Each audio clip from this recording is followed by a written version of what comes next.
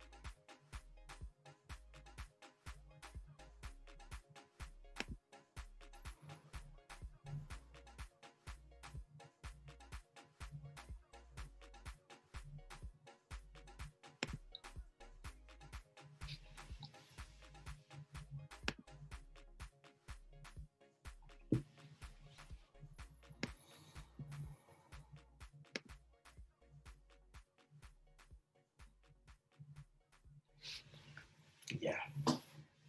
Thank you, everybody. Welcome back to our Ability Conference.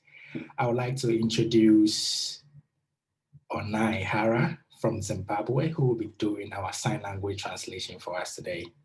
Thank you very much, Onai. Like you all know, today is our Ability Conference, which we are using to commemorate the International Day for Persons with Disabilities. My name is Dr. Daniel Kwachinoma. I am a medical doctor and I work in global health research, currently with the Center of Epidemiological Studies on HIV/AIDS and STIs in Catalonia, Spain. In Hope and Salvation, I am the strategy director. Hope and Salvation is committed to joining hands with relevant stakeholders in advocating for children with visible and invisible disabilities in Africa.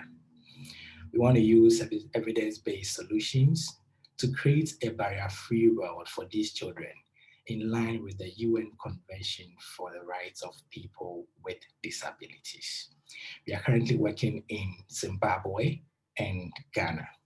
We will be sharing a short video now to tell you more about what Hope and Salvation is about.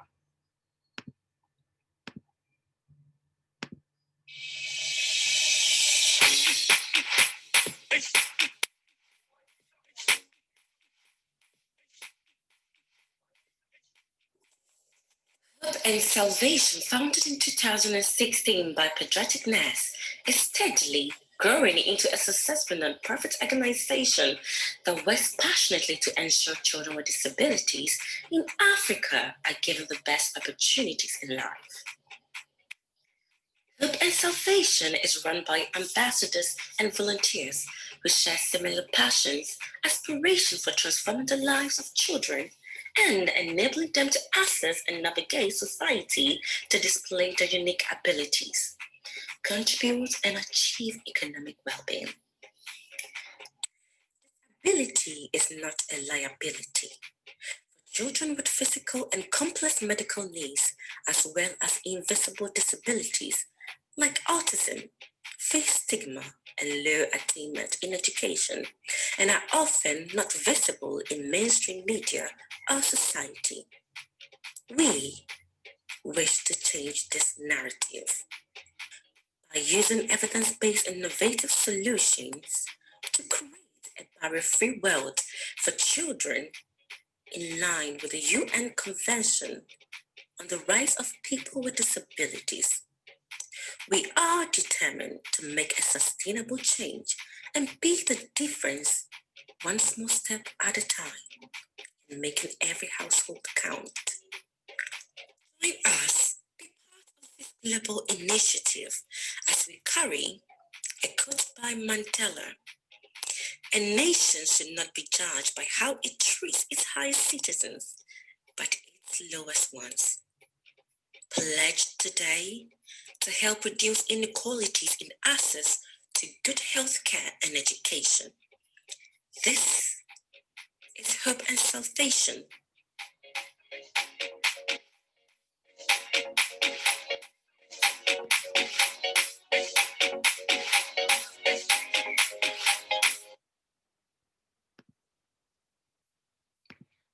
Yeah, welcome back again. We welcome all our attendees, all our participants. Thank you very much for logging in. Like we mentioned earlier, today is 3rd December and it's International Day for Persons with Disabilities. On this day, Hope and Salvation, we want to join hands with other stakeholders and all our partners to celebrate a day for all. The theme for this year is Building Back Better toward a disability inclusive, accessible, and sustainable post-COVID-19 world. Together with our speakers today, we hope to discuss this from different perspectives. I would like to introduce our first speaker for today. Our first speaker comes in the person of lawyer Jennifer Nikoro, who is a legal practitioner based in Lagos, trained in mediation and arbitration. She was called to the Nigerian bar in November 2018. She was born without 4 limbs.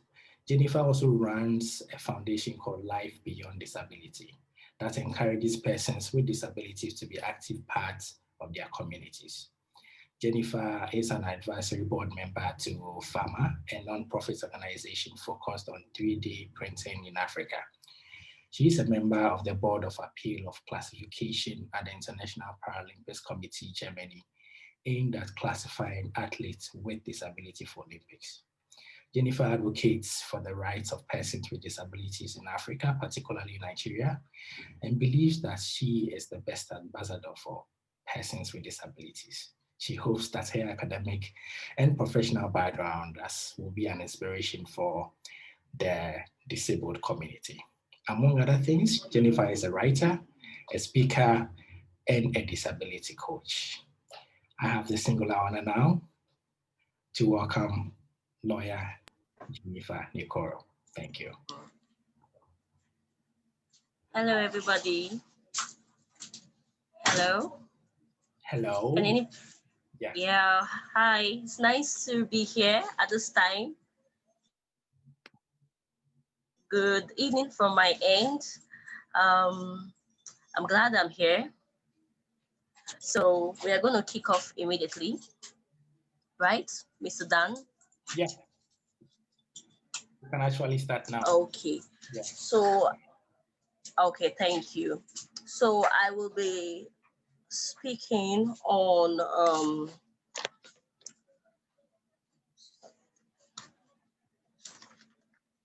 I'll be speaking on education and career for opportunities for persons with disabilities. Firstly, I want to congratulate everybody celebrating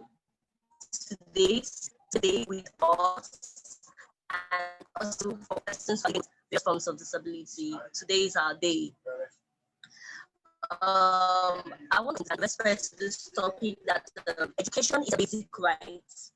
This right is inscribed in the Universal Declaration on Human Rights, 19 important for every person with disability to have basic education. Also, the United Nations Convention highlighted the importance of education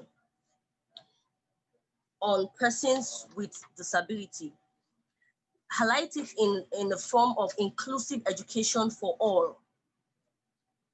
However, it's on record that persons living with disability in low and middle income countries lack complete primary, secondary, and even further education compared to persons without disabilities. People with disabilities more often time have higher illiteracy rates than people without disabilities. And when it comes to when they have to attend school, children with disability have lower learning capacity when compared to those without disability. Furthermore, I want to say here that in many countries today, children with disabilities, they attend ordinary school, like regular school. There is really no specific school for children with basic needs or special disability. They get to compete intellectually, physically, and otherwise with those without disability. They get to face test, examination, performance, and they get to be grouped with those without disability. That may cause a very disadvantageous position for those children with disability to the environment they found themselves, maybe in third world countries, the rural environment they find themselves. So these are the challenges that children with disability get to face when it comes to education. I believe we are all following. Okay, thank you. Aside this, I also want to highlight some other hindrances to education before I move over to career opportunities. Children with disabilities face prejudice, they face social attitude, stigmatization, and also certain learning difficulties when they embark on these education pursuits. We also see some trends of lack of trained teachers, whereby teachers don't even believe in the ability of these children. We should understand that inclusive education is important, and teachers who are well trained, having confidence in children with disabilities, adolescents living with disability, is also highly important for us to be able to foster a healthy environment for persons living with disability and talking about the future for them. Furthermore, we get to see poor infrastructures and learning materials, especially in rural areas, as I've talked about before. I've talked about the poverty rates, the failed infrastructures, and other existing problems that goes with children with disabilities. Well, to bring this to a close, I also want to touch on lack of resources. Funding is very important for children and adolescents living with disabilities, especially special needs children. There are various forms of disability. We have mental disability, physical disability, and other forms of disability. And funding is necessary for us to be able to have a society where persons living with disability will be able to be included in the curriculum so that they can perform as well as those living without disabilities. On this, I will want to say that schools should not focus so much on examinations and test writing for children living with disabilities. Rather, they should focus on their performance, what they can do.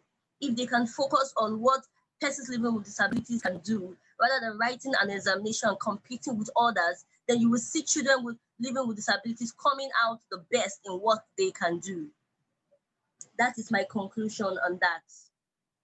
Now, let me go further to career for opportunities for persons living with disability. After going through the 4 walls or of university or college or what you have, we get to see the discrimination and the stigmatization that comes with employment opportunities for persons living with disabilities. I, for one, I have faced this discrimination, and I'm still facing some of them, even though I have overcome some of the hurdles that goes with persons living with disability. We get to see that persons believe, or recruiters believe, that people living with disability are less able. They cannot do much, or they can't even do anything. They have a sympathy attitude for people living with disability, but they don't have this attitude of you can do it and I really want to employ you. This makes it very difficult and quite very discouraging when it comes to the labor market. It's very discouraging because the society gets to write you off even before you submit your CV, even before you start the job. But to wrap this up, I have some hints on how to get a job with though you are living with disability. The few hints I have may actually be specific, but I think it will help everybody. Firstly, dress properly, especially in third world countries that I live in. They write us off immediately. So with a good look, you'll be able to be presentable to the recruiters or whoever is interviewing you. The second hint I have is go to the interview session on time. I think that is a general hint for everybody. Thirdly, what I have here is focus on your strengths and not on your weaknesses. As I said, society generally will write you off, especially in third world countries, in Africa, probably in Nigeria. They will write you off. But when you go and you focus on your strength, tell them what you can do and not what you can't do. Make them understand that you are competent, because organizations want to see competence. They want to employ someone who they believe can do the job. Focus on your strengths and give your best. Thirdly, even though you may need a support system, I will encourage you, though it's discretionary, but I will encourage you to hold on, and you can tell them you will need a support system after you must have been given the job. Why I'm saying this is because I feel they should be able to score you or weigh you based on the interview session. Then they should be able to know that, okay, you are good for the job. And if you feel you may need a support system, then you can tell them. But pushing it out to them may be like giving them extra burden. At this point in time, I will encourage society, I will encourage organizations to have a broad list, an open list for persons living with disability. They should have a space to recruit persons living with disability. Okay, few other hints I may have, very few other hints I may have. Have a good CV profile, and those are regular hints. But I think I have said the little I will really want to say on opportunities. Okay, lastly on all of this, I would say is, as I said, disability differs. It's not all jobs you may be able to take as a person living with disability. You should see the job that suits you. Look for the job that will accommodate you and will suit you best. Why I am saying this is, for me, I believe that no one should be discriminated at all on the basis of of their disability. And I believe that if you believe you can do something, you go out for it, irrespective of what the society irrespective of what the society may think of you. So I support you to do whatever you want to do. Look for what best suits you. There are persons with multiple disability. You check out the job options that you have and look for what suits you and what can accommodate your kind of person. This is all I have for now. Thank you so much. Thank you very much. Thank you very much. We have a few questions for you, lawyer Jennifer Nicoro. We have a few questions here for you from our attendees. The first one is, how did you overcome your education struggles? You mentioned some struggles that people with, we wanted to know how you personally overcame your disability struggles. Okay, yes. Let me talk about my personal experiences.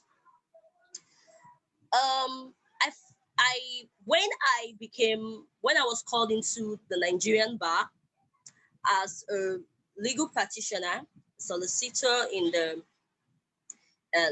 solicitor, I discovered that there were a lot of challenges that goes with persons living with disability. One thing I did for sure, after getting a lot of rejections at my physical appearances, a lot of interviews, I was turned down, and sometimes I was told, oh, this is great, you did well, but go, maybe we'll think about it. When I discovered that, one thing I did was I had to upgrade my professional degrees. I had to add some things to it because I discovered that the profession I am in is quite competitive, and only those who have multiple, probably multiple, I don't know how to call it, those are the persons that survive in the profession. And being a person with disability, I have to be top in my game. It took me courage, it took me strength to decide to actually accept myself first for who I am, and also decide to be better. So one of the ways I was able to overcome the challenges that is still there is the fact that I upgraded in my degrees, my professional studies. I upgraded. I added arbitration, I added mediation, and I'm still adding more and more. So that when I go into the labor market, they will look at what I have and they can be able to distinguish me in a form from the regular lawyers we have. That is one basic way I was able to. But most persons with disability may not have the fundings to do this, because that was what I was talking about when I talked about resources. We need resources as persons with disability. We need persons to help to make this persons with disability come out the best. So I think that is the little part I can talk about. I had to acknowledge the fact that I was a person with disability. I had to think of what next, what can I do to be in this competitive profession? And that was it. Okay, great. So we have another question from Nokolunga. She's asking, how do we balance reasonable accommodation and inclusive education without creating silos? More especially, Can you repeat? I'll repeat it. She's asking how we can balance reasonable accommodation and inclusive education, especially in schooling opportunities for youth with disabilities. Okay. How to get that balancing? Reasonable accommodation and inclusive education. Firstly, I would say that in third world countries where I am, I'm always using where I'm coming from as an example. We may not be able to get 100% reasonable accommodation for persons with disabilities because we are still a developing nation. However, we can still get something that may be a little bit adequate. And how to balance the reasonable accommodation and inclusive education, I think it goes with where you are situated, the environment you are situated, the opportunities available to you, and also goes with the opportunity available to you I don't know if I've been able to explain, or should I buttress more, or probably you can explain more to me.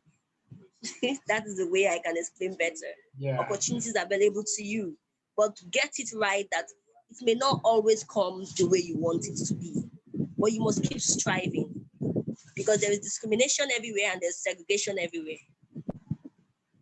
That is what we are trying to eradicate. Great. Anyway, so because of our time, we will end the discussion with lawyer Jennifer Nicole here. We'll surely have her back sometime again to continue this conversation. Thank you very much, Jennifer. It's been great. Thank you. I'm grateful to be here. Thanks, everyone. All right, so we'll continue with our conference. We are sorry if your questions were not addressed. We will make sure that going forward, every question we have enough room for questions and for our speakers to also respond to the questions. So I will move on to our next speaker. Our next speaker is Ms. Soneni Guizi. She is passionately known as Flossom. I love that name so much. Soneni is a disability advocate, a speaker, an award-winning ambassador, and a disability mentor and a media facilitator. Today, she will be sharing with us equity and inclusion for children in Africa as far as disability is concerned. And we'll be looking at the perspective, bringing into play COVID-19 specifically. So I will now leave the floor for Soneni. Flossom. Thank you so much. Hi, everyone. Thank you for joining us. Today is a very important day for every person with a disability, for caregivers, for families with people with disabilities. It's a very, very important day that we need to acknowledge and we need to celebrate. And we need to make sure that every person with disability, their rights are their rights are what their rights are respected. Most of the times, the rights of persons with disabilities is violated because people think that persons with disabilities are less of humans. To my topic, which I am passionate about, children with disabilities. I was once a child, and today I am where I am because of the opportunities that I was given as a child with a disability. And I wish the same thing for the generation that is before me and that is to come. Number one, we need to educate children with disabilities. It does not matter what type of disabilities they have. Every child is unique, and every child should be given a chance to go to school. And every child should have access to whatever needs they have.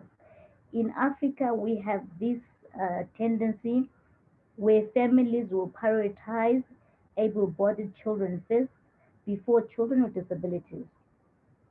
And I want to encourage parents with children with disabilities to say give equal opportunities to all children. It doesn't matter whether your child has a disability or no disability, but your child deserves to go to school. Your child deserves to go to physio. Your child deserves to have hearing aids. Your child deserves to have a wheelchair. Your child deserves to have the best because it is your child. It is a gift. Your child might look different from other children, but your child has purpose. And as a Christian myself, I believe that every human being has a purpose. It does not matter how you look like, what religion you are, or where your background is, which country you're coming from, but you have a purpose and a role to play. And if we educate children with disabilities, they become our future leaders. And these are the children that begin to contribute back to society. I give an example of myself. I'm here today giving back to the world because I got an education. And I would love the same thing with children in Africa, that let's promote education for children with disabilities. And right now, COVID-19 is upon us, and children in Africa specifically have been affected Reason being is that COVID is brought to us as people with disabilities. People with disabilities need to be protected. Children with disabilities need to be protected from COVID-19. And our caregivers, let's make sure that we take every precaution to protect children with disabilities. Some children might not be able to wear masks. Some children might not able to wash their hands because of the different types of disabilities. And for people with disabilities, we cannot do without social distancing because we rely on people that help with us. So those that help children with disabilities, please be responsible and make sure that you wash your hands, make sure that you wear your mask, and make sure that you sanitize, and make sure that whatever you touch before you come to a child, that they're safe. And every child deserves to go to hospital. Do never deny your child for medical treatment because that is a human right matter and that is important. As we celebrate International Day for Persons with Disabilities, that's one of the right to health, the right to education, the right to life, the right to freedom of expression. We need to allow children to express themselves. Most of the times in Africa, we are limited in expressing ourselves. Children should express themselves. Children should play with other children. Do not lock your children indoors. That is very common again. Never lock your child indoors because they have a disability. You should never be ashamed of your child because they have a disability. And be proud of your child. Your child has a future. And your child in Africa, we have this thing, Ubuntu. Your child will take care of you one day, whether they do have a disability or not. So let's make sure that we protect our children. Let's make sure that they go to school. Let's make sure that we provide for them the needs that they want. And as we celebrate International Day for Persons with Disabilities, let's remember that everyone is important. We are valuable, we are worth it, we are enough, and we can do more. And as I always say, people with disabilities are normal people that do normal things. We just do things differently from everyone else. But yes, we can. Yeah, thank you very much, Stoneni. So we have a lot of questions here for you already. All right, I'll start with this one. Um, how can we protect children from societal abuse? That is a very good question. I like it. I really do. How can we protect? Is first of all, you have to know that a child has a right. You, as an elder person or as a guardian, you need to make sure that you protect your child. You protect your child by first educate your child that they need to know that if it's a girl, no one is allowed to touch their body, no one is allowed to touch them without their consent. So we need to first empower the children before they get abused. Most of children with disabilities get abused because they do not know their rights. Once they know their rights, then we are protecting them. Protecting doesn't mean that you lock a child indoors and keep them. That is not protecting, that is abuse on itself. Protecting is when you give information to persons with disabilities that is empowering and that they're able to live a normal life. That is what I would call protecting a child with a disability when they know their rights, when they know the limit of a caregiver or an uncle or an auntie that begins to touch them or shout at them or does anything that is abusive, where they can come to an elder and say, I don't like what this person is doing. So that is what we call protecting a child when we give them information that is empowering. Thank you very much. We have one here from Tendai Mafuka, and she's asking, how do we deal with politics in terms of participation by persons with disabilities and their representations?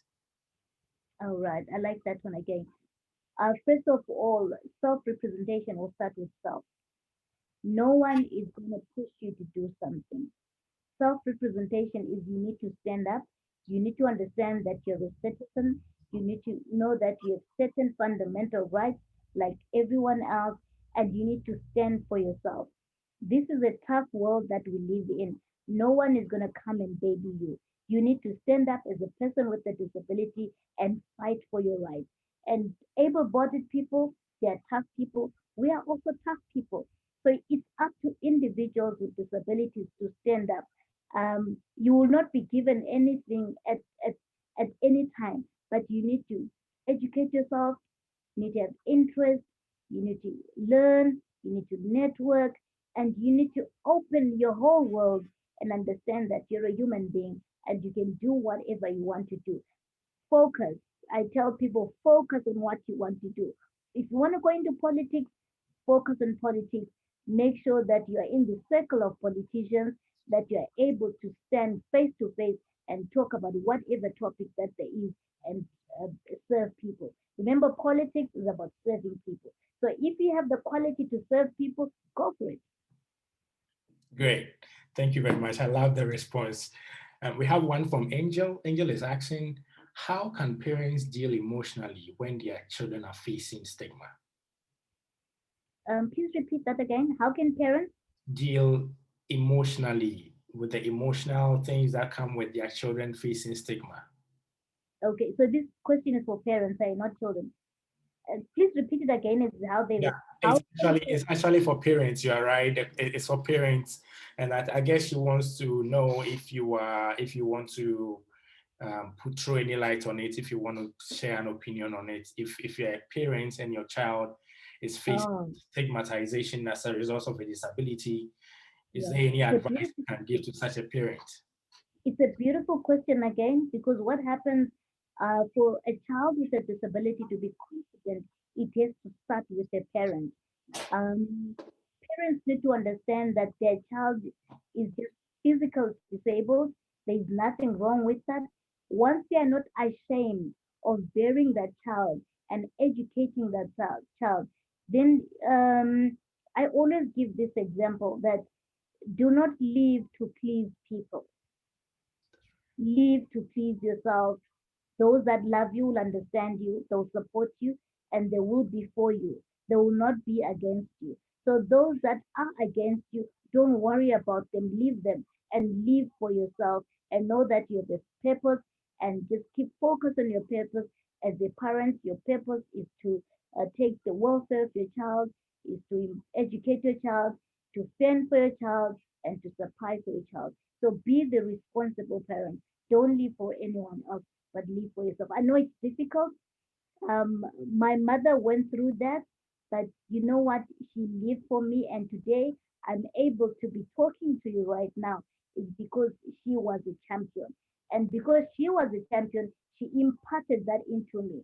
I saw how strong my mom was, and I said, if my mom can be strong, which means that I can be strong. So if parents are strong enough, they will automatically pass it to their disabled children. But if they're weak and um, they don't show any passion in wanting to champion in whatever they're doing, it will reflect on the children with disabilities. Yeah. Thank you. And we will take our final question. What would you advise a person with disability to manage people's pity and expectations, especially in the case of teenagers? In a case of, In the case of teenagers, how to manage people's pity towards um, people with disabilities. sorry, please repeat again. How Ah, the question gets? okay. What would you advise a person with a disability to manage people's pity towards them? Oh, people that feel sorry for you. Yeah. Okay. Again, it goes back to purpose. You have to know that you're a human enough. You don't live to please people. You live to please yourself, your purpose, your goal. What is it that you want to do in life? I normally tell people that every human being should have a role model and imitate your role model. And the best role model that there is Jesus Christ for me. If I don't know about you, But for me, it would be Jesus Christ, because he is the person that will accept you the way you are. And from there, you have your earthly people that inspire you. When I was growing up, Oprah Winfrey was one person that I said, I want to host talk shows like her. So that was my vision. I wanted to be like Oprah Winfrey. And when I graduated from there, I said, I want to be myself. I want to create my own brand. Persons with disabilities can have their own brand. Be proud of who you are. That's why I call myself Blossom, because I'm a brand. There's no one like me. You can go entire world and search, you will never find a Blossom. I have flaws and I'm awesome at the same time. So I'm Blossom, and you have a purpose. Search that thing within you that will make you unique, that will make you have that vibrancy within you, and go for it. Never be intimidated by any situation, but remember that you are unique enough to do whatever job that there is. And it's International Day for Persons with Disabilities, and I'm showing off and I'm happy because it's our day and we celebrate our different abilities as persons with disabilities globally. And children are the focus point, that we need to make sure that children with disabilities are emotionally empowered, and they're empowered and they know who they're going to be when they grow up. And having role models like myself and like Jenny and everyone else, it makes a safe space for them. Yeah. Thank you very much. That was a Flossom presentation from Flossom herself.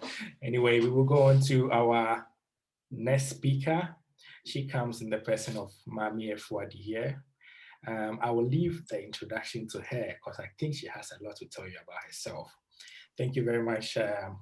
Happy to have you here, Mami Efwadi. Thank you so much, Daniel. Hi, everybody. If you will likely permit me, I will share my screen because I have a little PowerPoint that I wanted to showcase. Give me 1 second here. Okay, perfect. Is my screen visible? Yeah. Perfect. Okay, so hello everyone. So as Dr. Daniel, I should say, has wonderfully introduced, my name is Mami Efwadi here. I am currently a policy analyst with the Government of Canada, and I serve specifically with the Mental Health for Black Canadians team, where I lead in the reviewing of policies that relate to systemic racism, oppression, to mention but a few, especially in relation to policies that are prevalent in our federal government. Also, I am a clinical research analyst with the Toronto General Hospital, whereby we're currently investigating how there are some barriers or obstacles to Black people, or I should say Africans, Blacks, and people of color accessing kidney transplant, organ donation, to mention but a few. I am also a board of director for the Mental Health Without Borders, whereby I co-chair their diversity and inclusion team or committee. And lastly, I am the founder of the Power of Love Foundation Canada, which is a not-for-profit organization that is tailored towards providing resources and services for Black people that reside in Canada. So that's a little brief introduction about me. Now, to begin, I just wanted to first of all commence by saying a very big thank you to Hope and Salvation Foundation for this amazing opportunity to join in with very dignified panelists to be speaking on such a very important topic. Also, happy International Day for people living with disabilities. I just wanted to say a very big thank you to my wonderful panelists who have shared your thoughts and shared your experiences. And I just wanted to tell you that you ladies rock, because I could only imagine and empathize, sympathize, I should say, with you concerning some of the issues that pertain to people living with disabilities. Before I even begin with my presentation, I'd just like to address or sort of clarify that personally, I do not have any lived experiences with disabilities or special needs. Neither do I have any family member who has had an experience with disabilities. However, therefore, all the information and erudition that I'm going to be sharing will be from information that I know externally or things that I have researched on. So I speak with all humility, knowing that I do not even share such lived experiences, and I can only imagine the lived experiences that not only my panelists, but other people who live with disabilities engage in, or I should say, have or encounter. So before I begin, I just wanted to start by showing a few statistics. So according to the United Nations, 80 million people in Africa actually have disabilities. And out of that 80 million people, and when we look at the ratio, according to WHO, 40% of Africans' population entail people who live with disabilities. So this alone tells us that it is highly imperative that as Africans, especially, we create that very accessible or built-in environment for people living with disabilities. Because if we are having this high population of people who live with disabilities, it's imperative that even in our policies and our programs and our community events, we're doing that with the lens of people living with disabilities in mind. We're bearing in mind that whatever programs or whatever projects that we take on, that we ask ourselves if these things or programs are going to ideally be accessible to people who are living with disabilities. Now, to begin with, there are a ton of countries, African countries, I should say, that deal with or have created and established policies in relation to people living with disabilities. However, just with the interest of time, I'm going to focus on one particular African country whose disabilities policies really stood out to me, and that is South Africa. South Africa has actually been ranked as one of the African countries when we are actually looking at countries where it's very accessible and beneficial for people living with disabilities to live in. South Africa is actually one of the African countries that are on top of the list, together with other European, as well as North American countries. So that should tell us that there's possibly something that you're really doing that all other African countries should adopt and also learn from, to cater to people living with disabilities. So in relation to the disability grant, what South Africa does is they issue physicians to people living with disabilities. And what a physician does is the physician tends to assess your severity of disability. So based on that, the physician will let you know that, okay, your disability is on this rank or your disability is on that level. Obviously, there seems to be a little bit of issue with that because I strongly believe that disabilities, it's imperative. It could be either be intellectual or physical. So if I, for example, I go to a physician and I say, I'm having an intellectual disability, it's kind of sad that that decision would have to be made by the physician to detect whether my intellectual disability is severe or not. So obviously there tends to be a gap with that. But moving on, based on the physician's diagnosis of the person living with disabilities, what happens is now the South African Social Security Agency will now set off a grant that will be provided to the person living with disability. And this grant is given to this individual on a monthly basis. I think this is very phenomenal because majority of European countries, and I should say Westernized countries, have this system where people living with disabilities are provided with grants to help them cater for their day-to-day needs. Now, obviously, just like every other policy and law, there are some downsides to it. So I will go forward and mention that with relation to the disability grant, the downside of it is that if the person living with disability is making a high income, so for example, they're married and the government feels like you're your income is quite high, you're not considered for the grant. I strongly believe that this is something that should be really looked into and should be really scrutinized, because when that happens, we are not making that inclusive of people who might actually be in need, especially if they have people that are depending on them, especially if the person is also living with disabilities. So, but however, overall, this grant, which I said it's sort of done by majority of European and Westernized countries, goes a long way to benefit people living with disabilities in general. Now, I also wanted to sort of like add on to that and say that in terms of this disability grants, it has been investigated by many other socialists and analysts, and some of them have also shared your point of view that in as opposed to providing people living with disabilities a grant, they feel like this grant should go into the education system and to go into skills that provide people living with disabilities certain hands-on skills and hands-on experiences to get access to employment. So instead of we always providing people with monthly funds, some people, or I should say sociologists, suggest that this fund should actually be used in the society itself to create access for people living with disabilities to have some skills, to have some knowledge, to be able to enter into the labor market, to know certain pathways on how to ideally sort of like fetch for themselves. I strongly believe that this is definitely up for discussion. And as I said in the beginning, because I'm not someone living with disabilities, I come in with a different kind of lens, and I would love to obviously hear the thoughts that my fellow panelists, especially Sunani and Jennifer, have to share concerning what they think of this policy.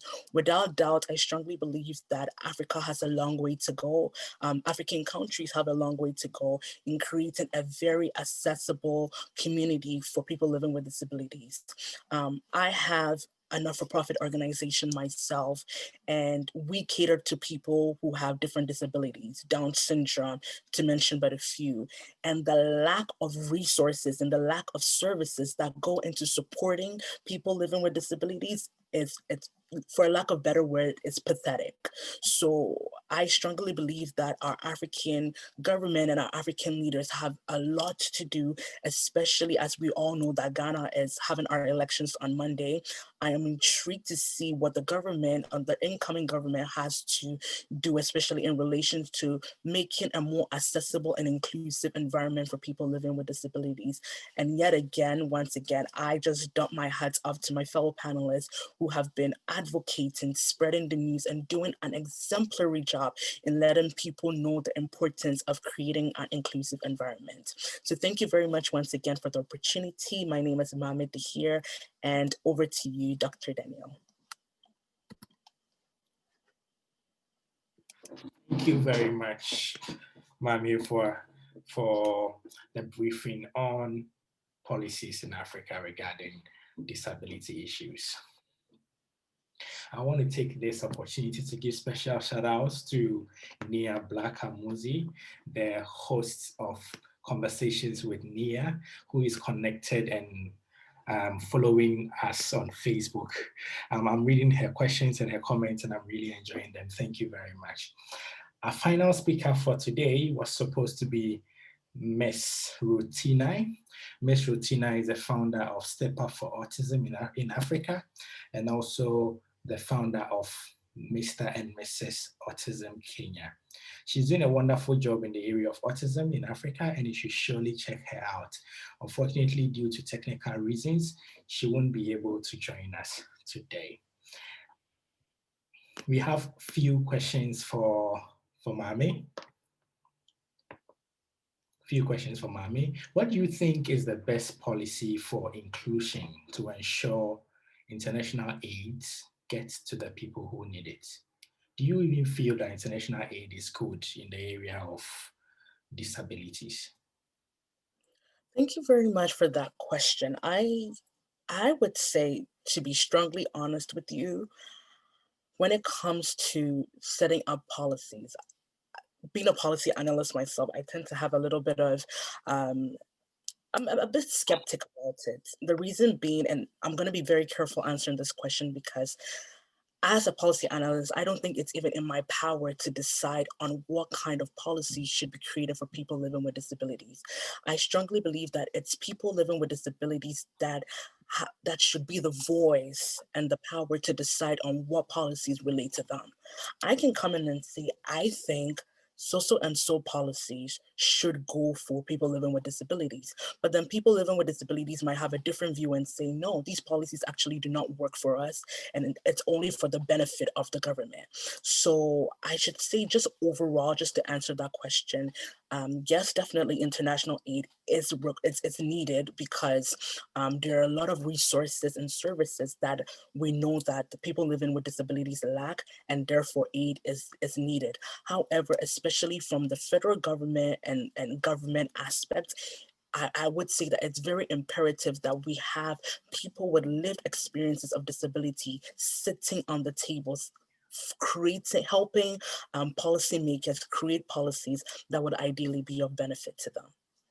Thank you very much, Mami. I want to ask as a follow-up question before, yeah, before Soneni comes in. Do you think there's a way we can empower people living with disabilities to get more engaged in policy? Oh, I think that's a very good question. I'm very particular about using the word empower because the moment you cannot empower someone if the very environment around them is not conducive for them to be empowered. You get what I'm trying to say? So and I even realized that sometimes when it comes to employment and even getting people with disabilities to be even in employment spaces, it's difficult. The moment you go see an employer and you want a job, they just look at your physical disability or intellectual disability and write off, you're written off. I know currently in most of, I should say, applications, they write that people living with disabilities are still included, but I do feel like sometimes they're a bit shone down upon. So I would say that internally, there's a lot of work that needs to be done, especially with diversity and inclusion, before we even try to push people living with disabilities to come in.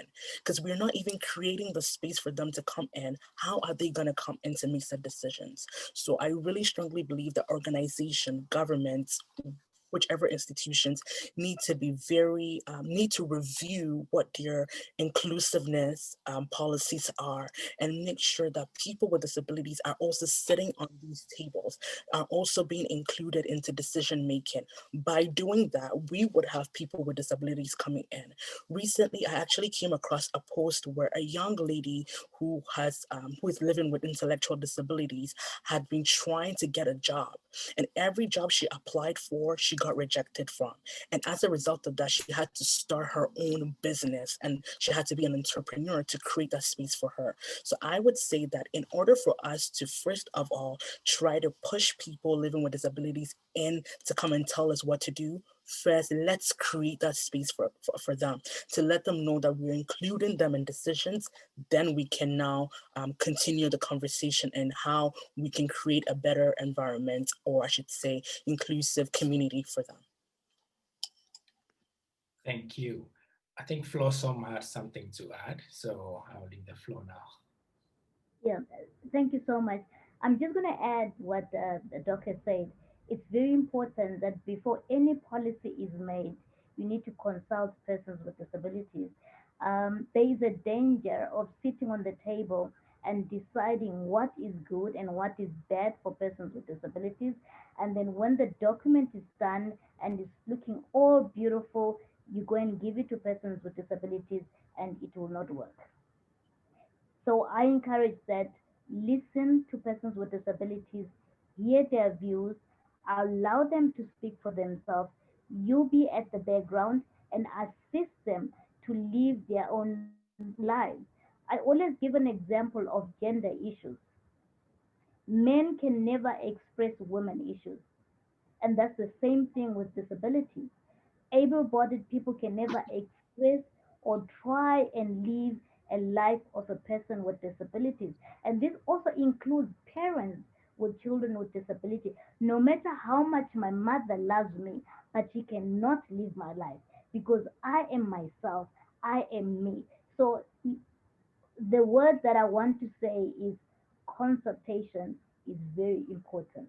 Yeah. Consult persons with disabilities, hear what they want to, hear them out, and then work with them and let them lead.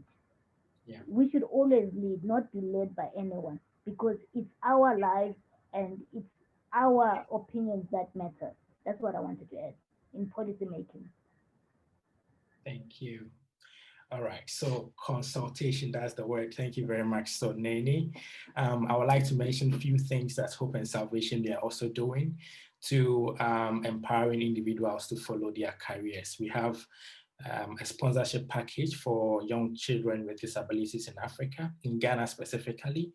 The first package is going out to a young guy called Seth. Seth is 11 years old and he lives in the Hafo region of Ghana. We are sponsoring his basic education to the junior high school level. Yeah, and then the other thing is we also have another young girl in Northern Ghana who wants to pursue a career in cosmetology or makeup artistry. She's called Umu, and we are also funding Umu's training, and we are setting up a business for her after training. Her training kicks off right after our conference. So thank you very much, and we encourage everybody to follow us on our social media channels, to visit our website, to subscribe to our newsletters. And yeah, so you can follow up with all the things that we are doing here at Hope and Salvation. Mami Efua had to take her leave because she's also at work and she had to get back to some things. Thank you very much, Mami Efua, here. And thank you very much to all our wonderful panelists, our speakers, for the wonderful time. It's been truly enlightening. We've learned a lot today, and that we hope that next year, when we are celebrating our next International Day of Persons with Disabilities, we will have you one more time to deliberate on issues. Okay, Barbara, I don't know if Barbara wants to say something before we finally sign off.